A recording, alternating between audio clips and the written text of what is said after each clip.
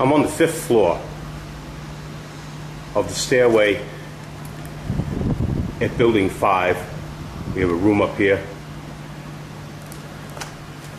See, it already comes furnished. This all needs to be demoed.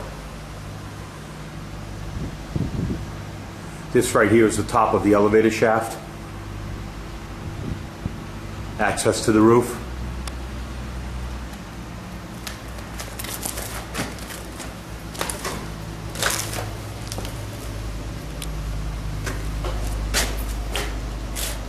We have the gears left in the elevator shaft. Motor, cables, all have to come out. David Bilray thought that we were leaving it for historic purposes. Not the case. We let him know that. So he needs to get on removing this. I'm on the 4th floor, Building 5. You can see they've swept this all out. Got all in a big pile over near the window. On the 4th floor of Building 5. As you can see, you've got green paint here, marking out any of the bad floorboards that need to be taken up under Bill Ray's contract. Also laid out the corridors. You get a feel for where all the units go, how they lay out. They lay out well with the building, existing conditions, and the proposed plan. The floor is in good shape for a little better than 3/4. Down the end, we're basically taking out all the boards down there, although there are some good ones which are to be saved to patch back in these areas. So in this building, we should do fairly well with flooring. I'm on the 4th floor of Building 10. Where this flooring basically is all gone throughout the whole floor, all in terrible shape. And down further here, at the end of the building on the south side, we have where the floor repair has begun. This is day 3. Most of the good part of the demo is underway.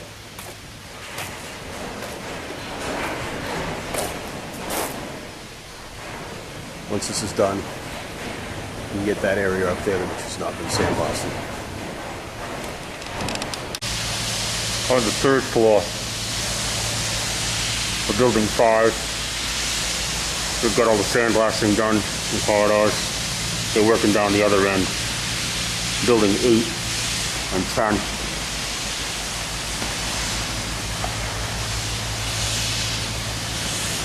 We make passage through to Building 3, where there had been a change in layout. They had gone and sandblasted the corridors.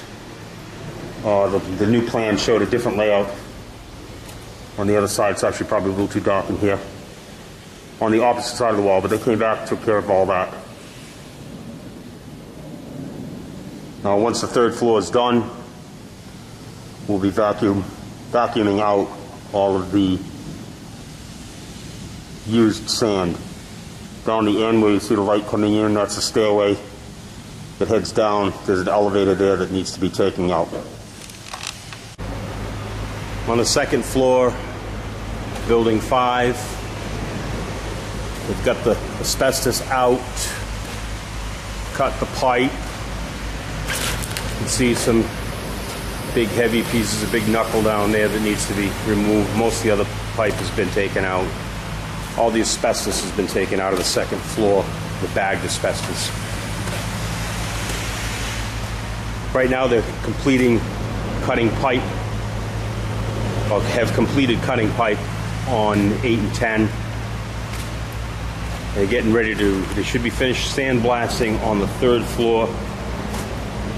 This afternoon they're talking about being done more than likely tomorrow, and then dropping down to the 2nd floor, which has all been laid out for them.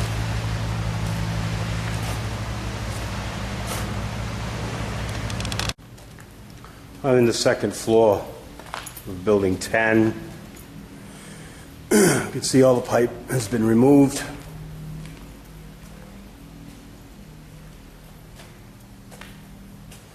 You got some tile that needs to be cleaned up all along the floor here. Empty barrels that are supposed to have left a couple weeks ago.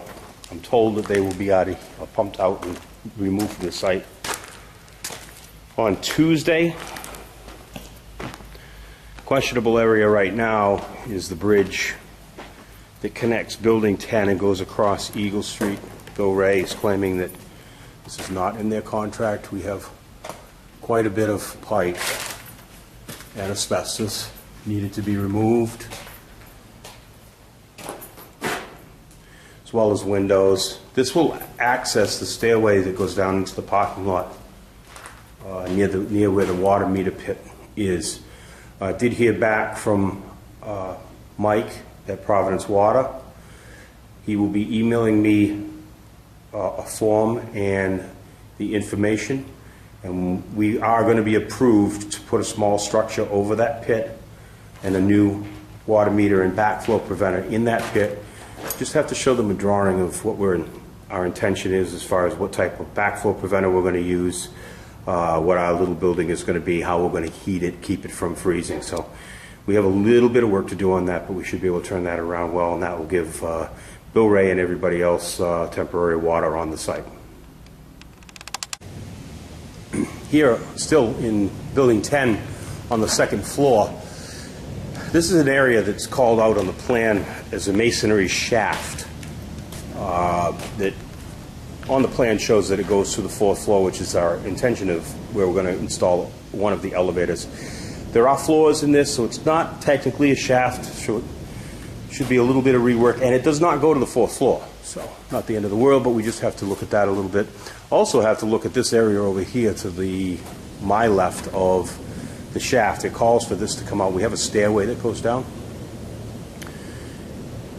This pilaster, if you will, on the corner holds the structural integrity of the floor above.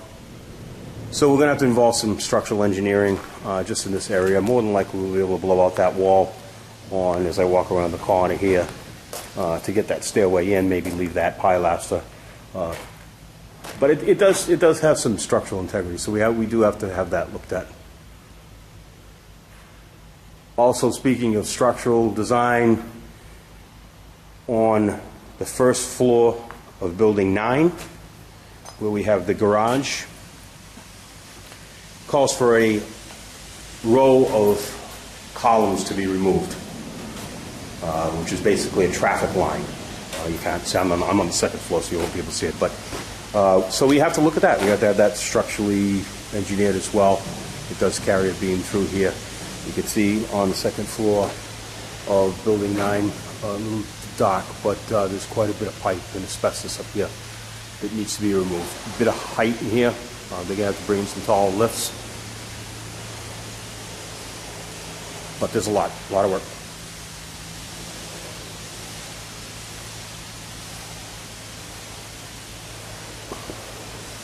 That's a stairway down the back corner that's in terrible shape, so that's all cordoned off so no one can use it. Still in building 9, on the second floor, you can see a large unit that needs to be removed with associated giant ductwork. Some big stuff. This is right near where it interfaces with building 5. As I'm facing this, building 5 is to my right.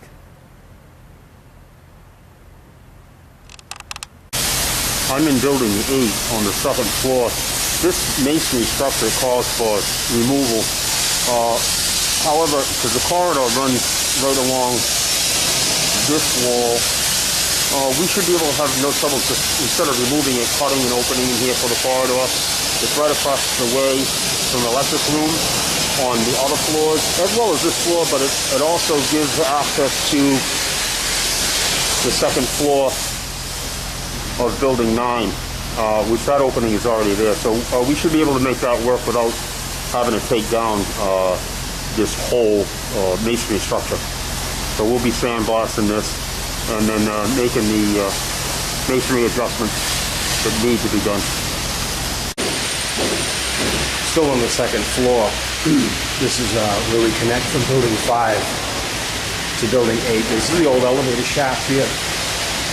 It calls out for those doors that were there to remain. Unfortunately, those were gone some time ago. Don't know when they disappeared. We got on site back a month or so ago. They were history. On the back side of this is on the second floor. That elevator shaft becomes a bathroom.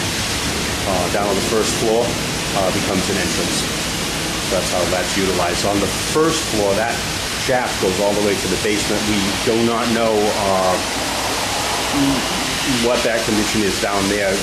Again, because it's full of water. I did email Jason to find out where we stood as far as the permit goes to pump that. I have not heard back from him at this time.